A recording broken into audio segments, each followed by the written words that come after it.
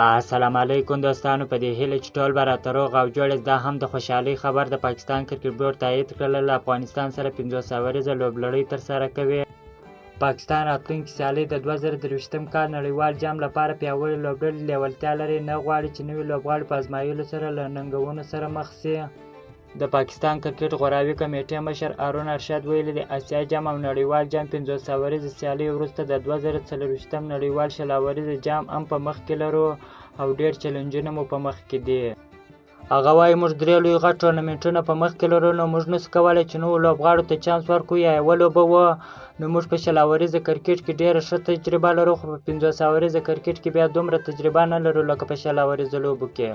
هغه زیاتوي زموږ لوبډله د نهایي کولو وخت دی، ځکه چې زموږ لوبډله یوازې د نیوزیلند سره 50 اوریزې لوبې لري، افغانستان سره بیا 3 ورځنۍ لوبې لري. دا د اسیا جام او نړیوال جام څخه د مخه دي. د یادونې وړ دی چې افغانستان او پاکستان ترمنځ د نړیوال جام سوپر لیګ 3 50 اوریزې لوبې به په اګست کې ترسره شي. که څه هم کوربتوب یې له افغانستان سره و، خو ښایي په پاکستان کې ترسره شي. که چیرې دغه ویډیو ستاسو خوښ شوې ده، په چینل کې نوي یاست نو حتما زموږ چینل در سره سبسکرایب کړئ. تر بلې ویډیو د الله په امان.